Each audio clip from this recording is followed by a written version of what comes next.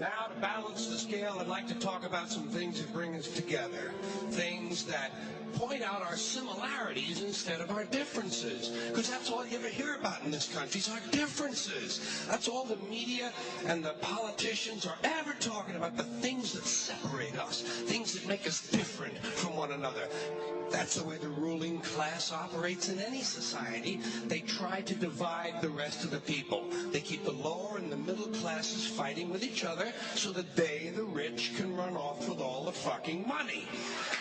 Fairly simple thing happens to work.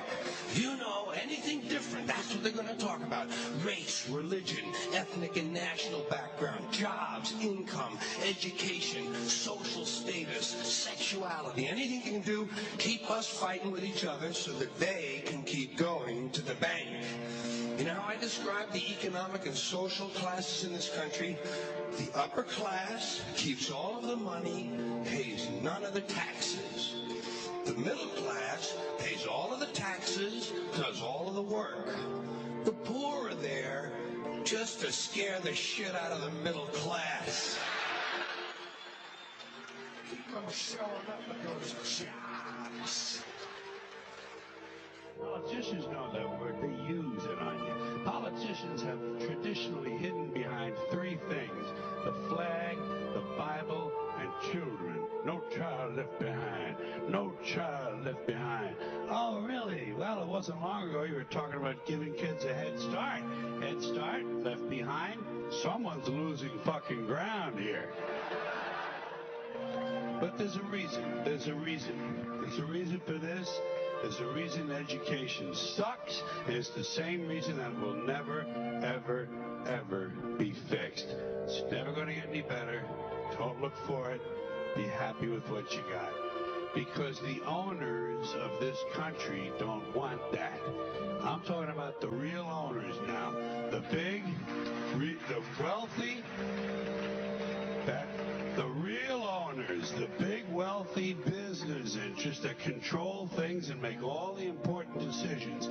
Forget the politicians. They're an irrelevant. The politicians are put there to give you the idea that you have freedom of choice. You don't.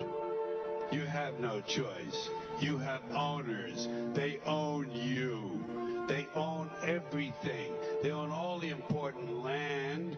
They own and control the corporations. They've long since bought and paid for the Senate, the Congress, the state houses, the city halls. They got the judges in their back pockets. And they own all the big all the big media companies, so they control just about all of the news and information you get to hear. They got you by the balls.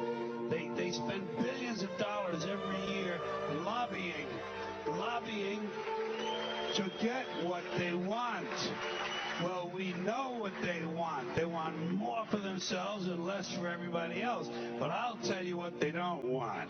They don't want a population of citizens capable of critical thinking. They don't want well-informed, well-educated people capable of critical thinking. They're not interested in that. That doesn't help them. That's against their interest. That's right. You know something? They don't want people who are smart enough to sit around the kitchen table and figure out how badly they're getting fucked by a system that threw them overboard 30 fucking years ago. They don't want that. You know what they want? They want obedient workers. Obedient workers. People who are just smart enough to run the machines and do the paperwork, and just dumb enough to passively accept all these increasingly shittier jobs with the lower pay, the longer hours, the reduced benefits, the end of overtime, and the vanishing pension that disappears the minute you go to collect it. And now they're coming for your Social Security money. They want your fucking retirement money. They want it back so they can give it to their criminal friends on Wall Street. And you know something? They'll get it. They'll get it all from you sooner or later, because they own this fucking place. It's a big club, and you ain't in it. You and I are not in